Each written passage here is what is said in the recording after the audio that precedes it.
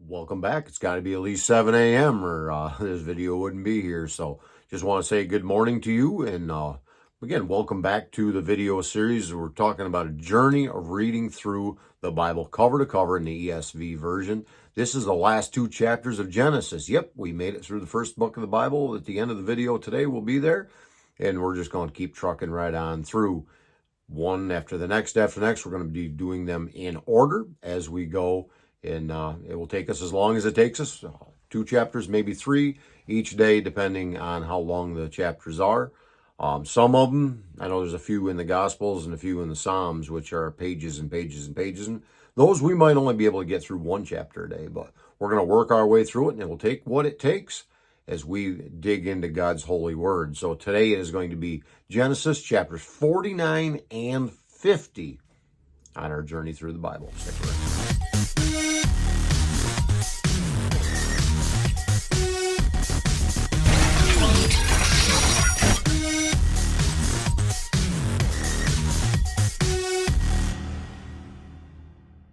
Genesis chapter 49, let's get to this.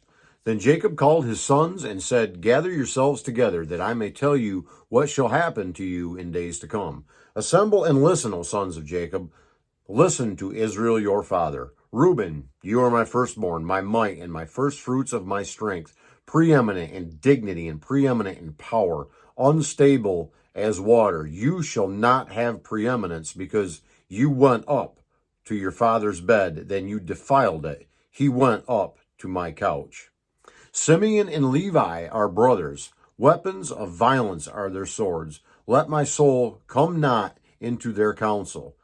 O my glory, be not joined to their company. For in their anger they killed men, and in their willfulness they hamstrung oxen. Cursed be their anger, for it is fierce, and their wrath, for it is cruel. I will divide them in Jacob, and scatter them in Israel. Judah, your brothers shall praise you. Your hand shall be on the neck of your enemies. Your father's sons shall bow down before you. Judah is a lion's cub. From the prey, my son, you have gone up. He stooped down. He crouched as a lion, and as a lioness, who dares rouse him? The scepter shall not depart from Judah, nor the ruler's staff from between his feet, until tribute comes to him. And to him shall be the obedience of the peoples, binding his foal to the vine, and his donkey's colt to the choice vine. He has washed his garments in wine, and his vesture in the blood of grapes. His eyes are darker than wine, and teeth whiter than milk. Zebulun shall dwell at the shore of the sea. He shall become a haven for ships, and his border shall be at Sidon. Issachar is a strong donkey, crouching between the sheepfolds. He saw that a resting place was good, and that the land was pleasant. So he bowed his shoulder to bear, and became a servant at forced labor. Dan shall judge his people as one of the tribes of Israel. Dan shall be a serpent in the way, a viper by the path, that bites the horse's heels, so that his rider falls backward. I wait for your salvation, O Lord. Raiders shall raid Gad, but he shall raid at their heels. Asher's food shall be rich, yet he shall yield royal delicacies. Naphtali is a doe let loose that bears beautiful fawns. Joseph is a fruitful bough by a spring. His branches run over the wall. The archers bitterly attacked him, shot at him, and harassed him severely. Yet his bow remains unmoved. His arms were made agile by the hands of the mighty one of Jacob. For there is the shepherd, the stone of Israel. By the God of your father who will help you, by the Almighty who will bless you, with blessings of heaven above, blessings of the deep that crouches beneath, blessings of the breasts and of the womb. The blessings of your father are mighty beyond the blessings of my parents, up to the bounties of the everlasting hills. May they be on the head of Joseph, and on the brow of him who is set apart from his brothers. Benjamin is a ravenous wolf, in the morning devouring the prey, and at evening dividing the spoil. All these are the 12 tribes of Israel. This is what their fathers said to them as he blessed them, blessing each with a blessing suitable to him. Then he commanded them and said to them, I am to be gathered to my people. Bury me with my fathers in the cave that is in the field of Ephron the Hittite, in the cave that is in the field at Machpelah, in the east of Mamre, in the land of Canaan, which Abraham bought with the field from Ephron the Hittite to possess as a burying place.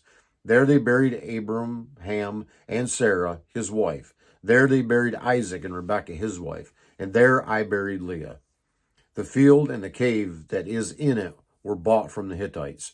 When Jacob finished commanding his sons, he drew up his feet into the bed and breathed his last and was gathered to his people.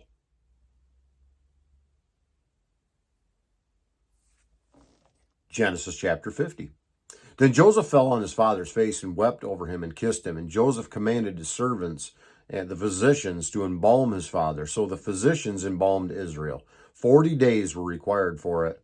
That is how many are required for embalming. And the Egyptians wept for him 70 days.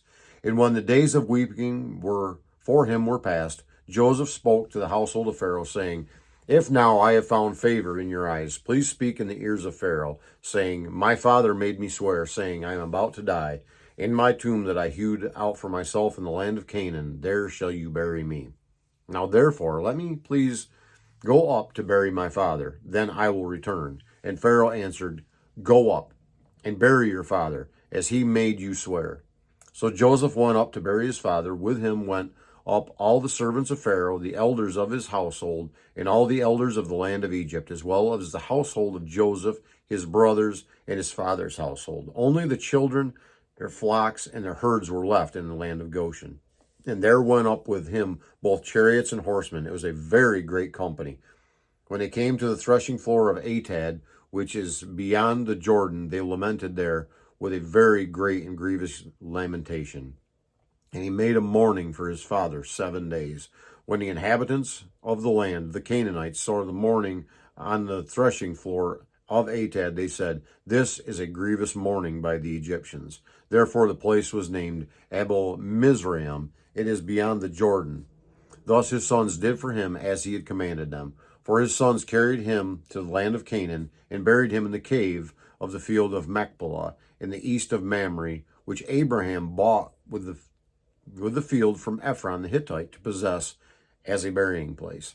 After he had buried his father, Joseph returned to Egypt with his brothers and all who had gone up with him to bury his father. When Joseph's brothers saw that their father was dead, they said, It may be with Joseph will hate us and pay us back for the evil that we did to him. So they sent a message to Joseph saying, Your father gave us this command before he died. Say to Joseph, Please forgive the transgression of your brothers and their sin, because they did evil to you. And now please forgive the transgression of the servants of the God of your father. Joseph wept when he spoke to him. His brothers also came and fell down before him and said, Behold, we are your servants. But Joseph said to them, Do not fear, for am I in the place of God? As for you, you meant evil against me, but God meant it for good, to bring it about that many people should be kept alive as they are today. So do not fear. I will provide for you and your little ones. Thus he comforted them and spoke kindly to them. So Joseph remained in Egypt, he and his father's house. Joseph lived 110 years, and Joseph saw Ephraim's children of the third generation. The children also of Machir, the son of Manasseh, were counted to Joseph's own. And Joseph said to his brothers, I am about to die, but God will visit you and bring you up out of this land to the land he swore to Abraham, to Isaac, and to Jacob. Then Joseph made the sons of Israel swear, saying, God will surely visit you, and you shall carry up my bones from here. So Joseph died, being 110 years old. They embalmed him, and he was put in a coffin in Egypt. Well, that concludes our reading, our journey through Genesis so far. We will be back tomorrow, Lord willing, as we start into Exodus on this journey to find our way all the way through to Revelation. We want to be able to get through the entire Word of God in these videos, a couple chapters at a time.